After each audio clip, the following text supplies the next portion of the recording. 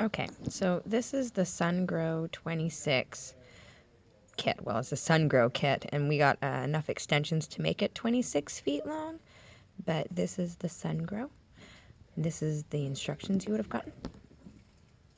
The instructions come with a full inventory of all the things in the boxes. A lot of them don't make sense.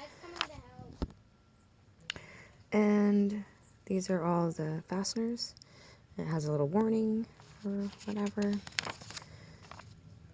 Alright, and an introduction. It says that the symbols like the arrows show the direction of the installation as per the schemes in the manual, but a lot of the arrows actually aren't even really listed. This is pretty much the whole instructions. It has a few close-ups of different angles on different sections, but that's it. That's about all you get. They have a general idea that you'll attach sections together. You would just have them freestanding there, so I don't know how that goes, but we tried to do it freestanding, and that did not work out for us as it started to twist and bend, and it was pretty difficult to manage. So with two people, I don't suggest following the method in the manual here, where you just have them all hanging out freestanding. I don't even know.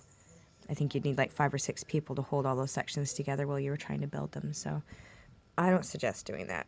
I've done it a little bit differently. It seems to be working out pretty well so far.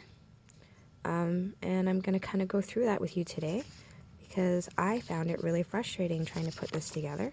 And so I'm making a little video so that other people might be less frustrated.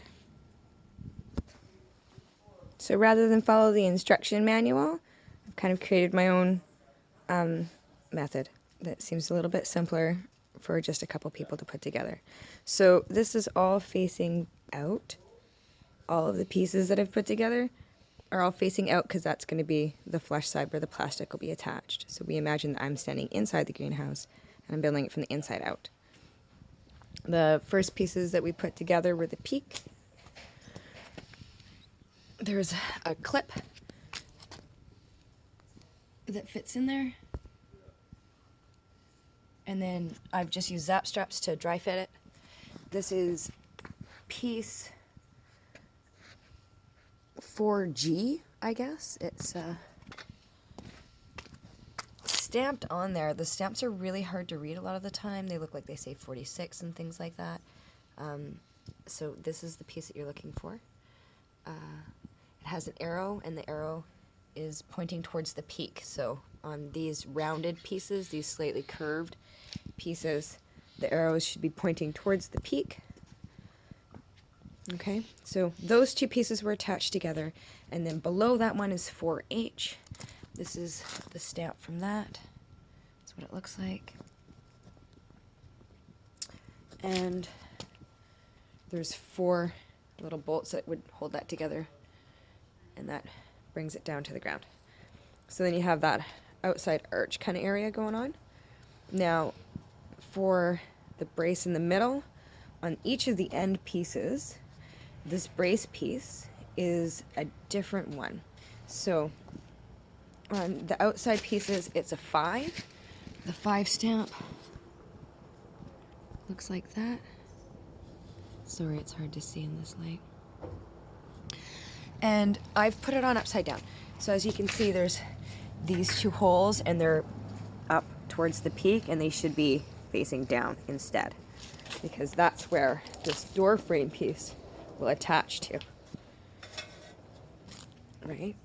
So it's just zap strapped temporarily right now, and so when I bolt it, I will flip that over, but just so that you know, it definitely goes on the bottom.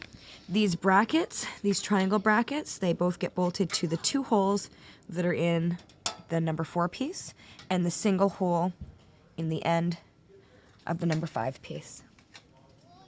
Now, when you build the extra sections for the middle, depending on however long you get it, how many sections you have, these ones, the top piece will look different.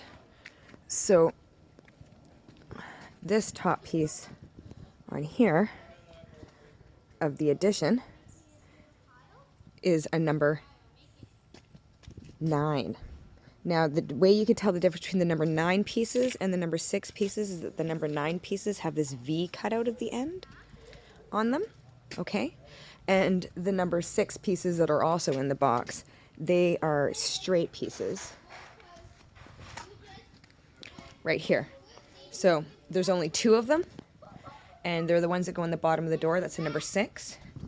And then on either side is a 6K with an arrow that points towards the door. Okay? So I had a hard time telling the difference between the number 6 pieces and the number 9 pieces. It took me a little bit to figure it out.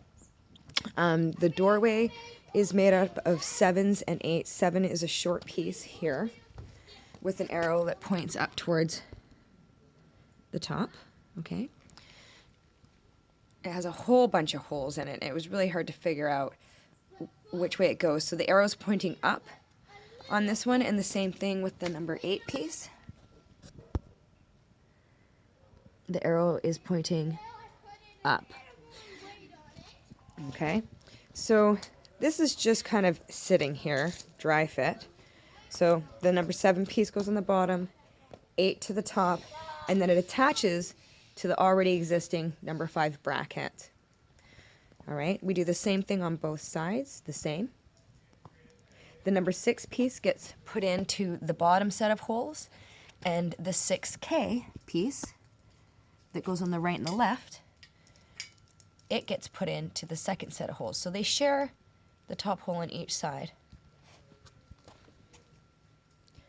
All right, and then it gets attached here by using another one of those triangle brackets. So these are the 2 holes, and then you just screw the bracket here, and then the third point to here.